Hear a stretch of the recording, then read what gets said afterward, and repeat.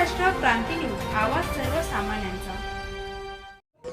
नमस्कार, मी प्रकाश आणि आपण बघत आहात महाराष्ट्र क्रांती न्यूज। खऱ्या अर्थानं आपण जर बघितलं तर महाराष्ट्रातील 3.5 शक्तिपीठांपैकी एक असलेलं वणीची सप्तशृंगी आणि त्या सप्तशृंगी देवी ट्रस्टच्या विरोधात भ्रष्टाचाराचा आरोप या ठिकाणी करण्यात आलेले आहे। आणि त्याच अनुषंगाने आपण जर बघितलं तर छगन जाधव आणि बेबीताई जाधव यांनी आमरण उपोषणाचं हत्यार या ट्रस्ट कारभाराविरोधात उपसलेलं आहे आणि आज त्या आमरण उपोषणाचा 5वा दिवस आहे।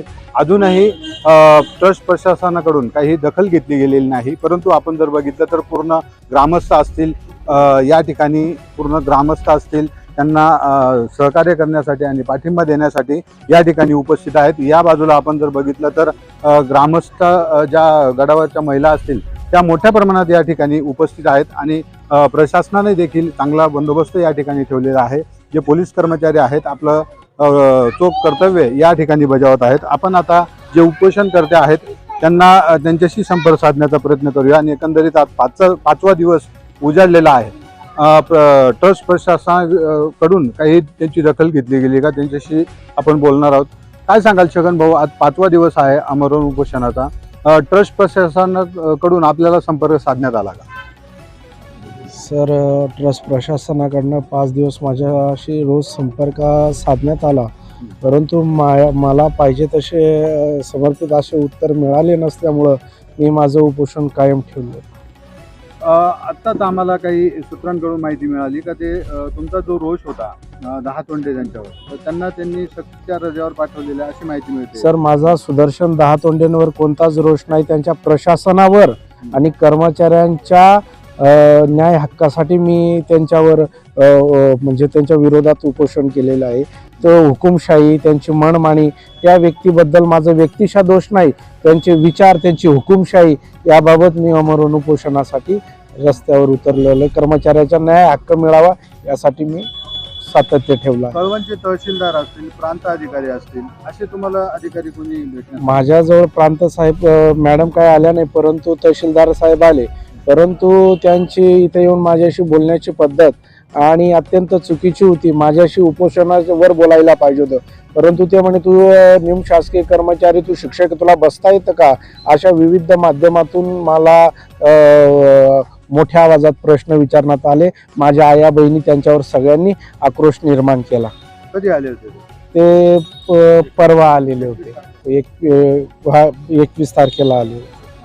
आता आपली 5वा दिवस उजाडलेला आहे, पुढची आपली नियोजन कसं असणार उपोषण? सर, मला फक्त न्याय आणि माझा डोळ्यांवर विश्वास आहे। मला सर्वजण सांगतायत, सगळं प्रशासन सांगता आहे की न्याय लागला, त्यांना सस्पेंड केलेला आहे जोपर्यंत चौकशी होत। मला या गोष्टींवर विश्वास नाही, या आया बहिणींचा माझ्यावर सगळ्यांचा विश्वास आहे।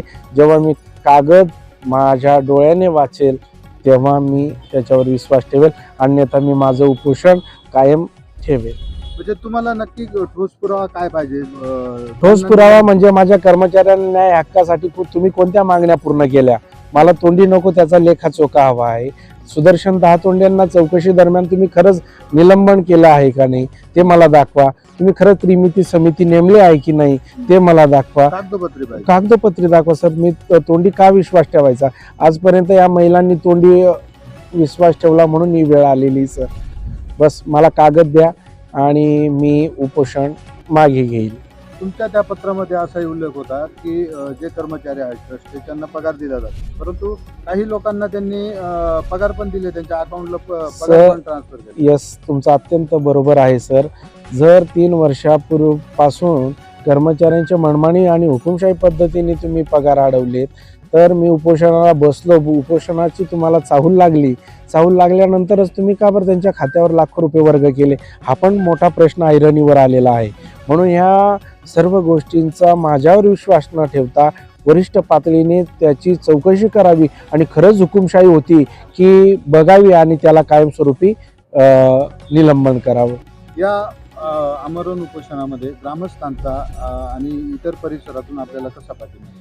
सर, मला संबंधित ग्रामस्थ, पंचक्रोशीत उदंड प्रतिसाद मिळालेला आहे, कारण की या मागण्यांमध्ये माझा कोणताही हेतू नाही। मी ट्रस्टचा कर्मचारी नाही किंवा माझाही नाही, म्हणून माझा कोणताही हेतू नाही। फक्त माझा अन्यायाविरुद्ध माझी लढाई होती. मी ती जिंकावी असा माझा हेतू होता, म्हणून मी आमरण उपोषण करण्याचं ठरवलं होतं.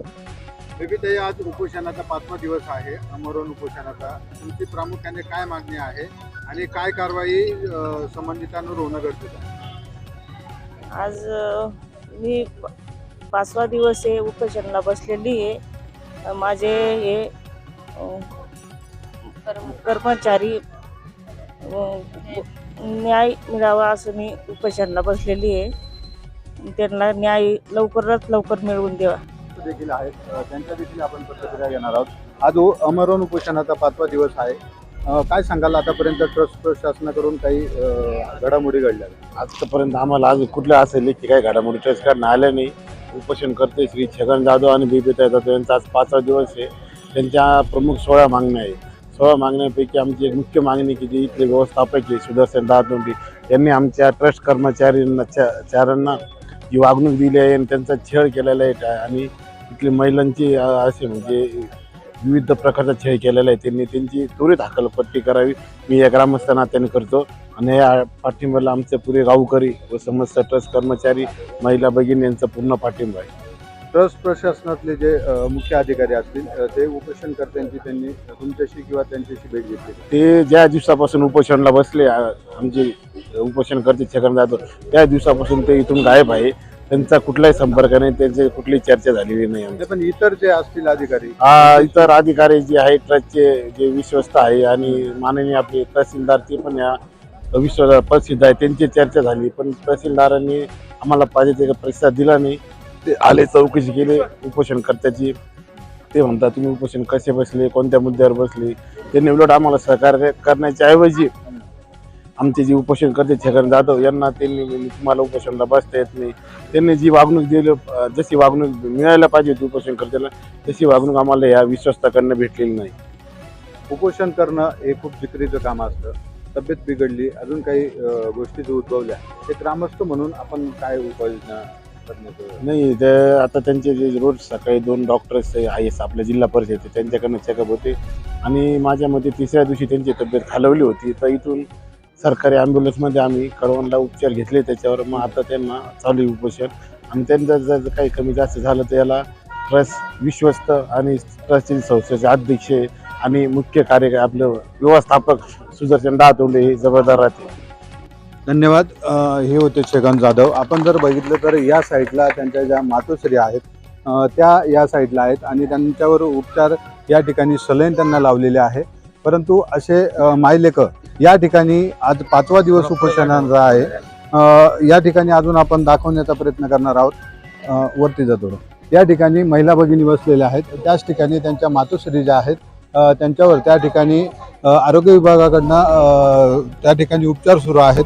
आणि ज्या ग्रामस्थ असतील सप्तशृंगी गडावरच्या या सगळ्या महिला भगिनी या उपोषणकर्त्यांच्या पाठीमागे मोठ्या प्रमाणात उभ्या आहेत. आणि जोपर्यंत ठोस निर्णय, ठोस पत्र आम्हाला निलंबनाचा असेल किंवा मग कर्मचाऱ्यांच्या ज्या मागण्या असतील त्यांचं पूर्णपणे लेखी आश्वासन मला मिळत नाही, तोपर्यंत ह्या आमरण उपोषण मी थांबवणार नाही, अशी ठाम भूमिका छगन जाधव यांनी घेतलेली आहे. आपण जर बघितलं तर प्रशासनातले अधिकारी, तहसीलदार देखील या ठिकाणी येऊन गेले, परंतु त्यांनी समाधानकारक असं उत्तर या ठिकाणी दिलं नाही असं त्यांचं म्हणणं आहे. त्यांची बोलण्याची शैली होती ती चुकीची होती.